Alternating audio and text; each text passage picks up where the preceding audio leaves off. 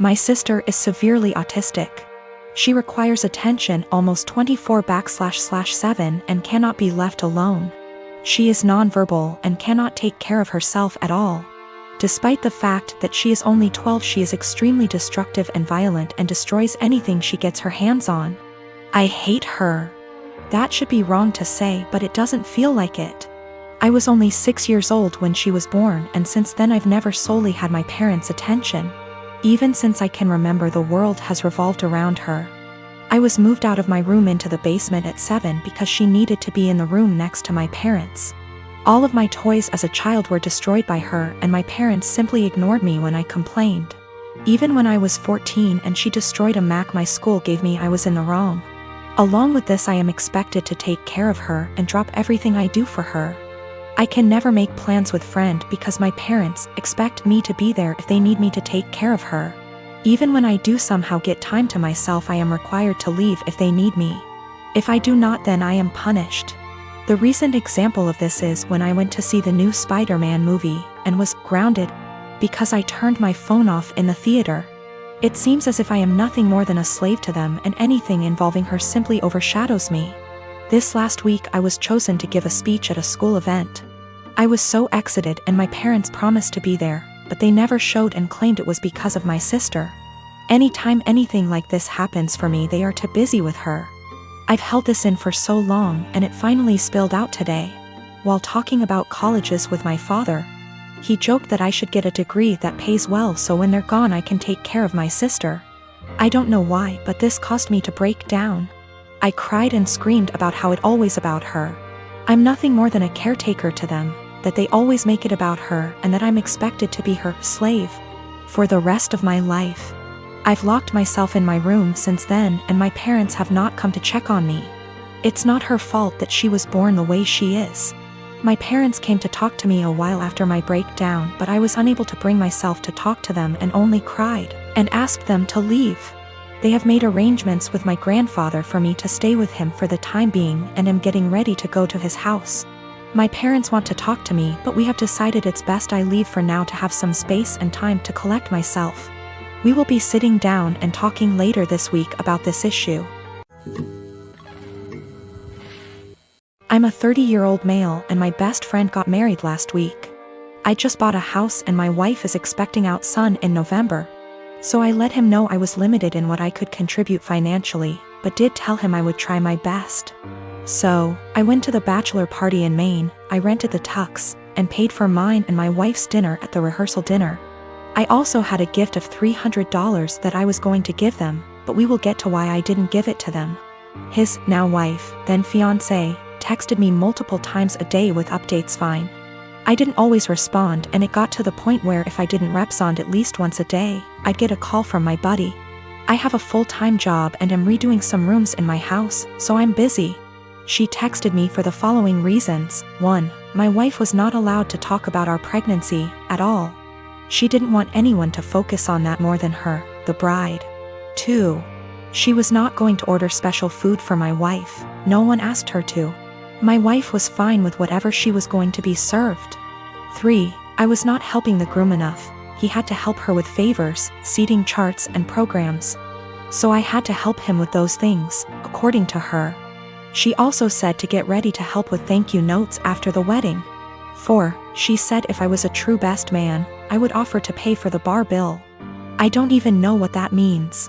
5. She had to read to approve my speech before the rehearsal dinner and wanted to be included as much as my buddy. She told me to make up things if I had to. I was also not allowed to include anyone but the two of them, and no inside jokes or stories about my buddy that didn't include her. 6. Her last text said to tell my wife to keep it together and not make a pregnancy scene during the wedding. Also, she wanted her to choose a dress that downplayed her pregnancy as much as possible. I was just so aggravated. I spoke to my friend to see if he could reason with her. He told me to just play ball on this one, it's her day, and to cut him a break, because he'd be dealing with her nonsense for the rest of his life. I was annoyed but calmed down. The day of, all the bride and my buddy do is scold me, berate me, and bark orders. I head down to the bar for a drink. The bride's mother is there and warns me not to get drunk because I've ruined her daughter's day enough. I didn't give them the card with the cash, and in the speech, I used my friend's exact wording about having to deal with her nonsense for the rest of his life. I wished them the best and told him I'd always be there for him, especially during the divorce. So my fiancé, female, 24 years old, and I, male, 27 years old, got engaged in May and are currently planning for our wedding in August. It's worth mentioning that I'm the sole earner because my fiancé is still in university. I've saved up decent amount of money to afford the wedding. Thing is, her parents get involved in everything, from picking the engagement ring on my behalf, to giving opinions on where we should rent, and now my FMIL is constantly giving opinions on our wedding. FMIL would follow up on everything we do and make negative comments on things like the best man, the guest list, and food. She told my fiancé she didn't like who I picked to be my best man and wanted me replace him after a big argument, but I said no, though my fiancé said we should have just done it. Mother-in-law also wanted me to uninvite people I wanted at the wedding so she could add more guests on her side of family. I said no to that also. Now the current or biggest conflict between us. Mother-in-law called saying she didn't like the venue we picked, which is in our hometown. She wanted me to reconsider, but I said no since my fiancé liked it too. But my fiancé came to me yesterday to show me a venue her mom picked and already paid for, saying, since she paid for it then I should say yes, this time. I was in shock and angry because not only did she not consult us, but the venue she picked is 3 towns away where my brother-in-law lives. I immediately thought about my disabled parents who cannot travel this distance for health reasons. Besides that, most of my family won't attend because of distance. I said absolutely not, agreeing on this venue. My fiancé said she disagreed with me and I had no right to complain because her mom and dad paid a lot of money for this venue as wedding gift and we should accept it. I calmly explained why I refused, and she kept saying I'm refusing on purpose because I hate her mom and am playing cat and mouse with her. I bluntly said her mom is indeed making this a game and told my fiancé she's either with me or against on this issue. She either backs me up or there won't be any more wedding planning. She got upset and started crying, asking what she's going to tell her mom and why I was making her choose between me and her parents, but I just feel like she's refusing to see why I don't want this specific venue. So what if her brother lives there? I have never been to that town, so having the wedding just cause her mom paid for the venue is not okay. We haven't talked ever since that argument. My friend called me ungrateful fool for turning away a free wedding venue over distance, but I can't help but feel FMIL did it purposely. Usually for Thanksgiving, we head out to go see family. Someone else always hosts. We typically help sponsor the host by paying for cleanup, etc. Our home is just too small to host the 30+ folks who typically show up through the day. This year that's obviously not happening. Other than us talking about not doing the usual, Thanksgiving didn't come up until yesterday. My kids have the week off from online school, and I was doing a puzzle with them before dinner when my husband walks in after work and says, "So did we get a turkey?" I looked at him and said, "Well, I know I didn't." "Did you?" He stared at me blankly and said, "No." "What do you mean? Do we need to get one still? Is it being delivered?" I shrugged and said, "I don't know nothing about no turkey." The kids and he looked so confused, so I helped them along and said, "I didn't buy anything. I didn't plan anything.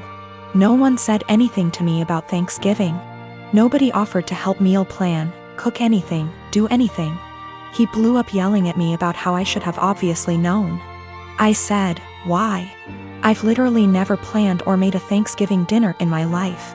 The most I've ever done was help clean up or maybe peel the potato."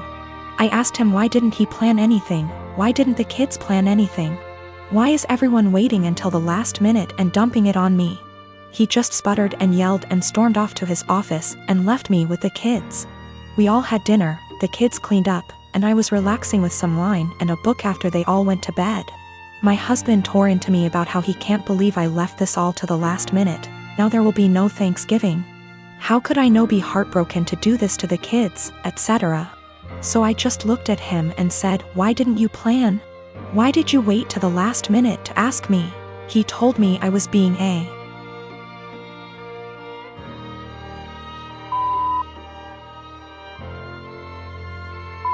for no reason and stomped off to go sleep in his office. He left without saying a word this morning. I followed up with my kids and asked them if they wanted Thanksgiving. They said they didn't care because the food isn't that good most of the time anyway. I work as well. We split chores, but there's no hard line. I do some, he does some. We both cook, and the oldest cooks as well. I just don't get why Thanksgiving is on my plate. Why, just because I'm a woman? A lot of people seem to think that my kids are like toddlers or something. They're old enough to help make the menu for dinners, help with cooking, etc. Anyway, I told my husband that if he wants to do some traditional Thanksgiving with all the fattening, carby, salty, beige food, he can go ahead and plan it and I'll help in the same capacity as always. If he wants me and the kids to cook something together, aka a normal, average Thursday, I'll continue with what was scheduled. The kids genuinely do not care. Thanksgiving doesn't mean anything to them. One of them has been asking for us to stay home for years. One of them barely touches the food as it, and the other one only likes to go so she can see her cousins. And she sees them all the time anyway. The middle kid already dug out another puzzle for us and they're just happy they're off school. Also, we don't do Christmas.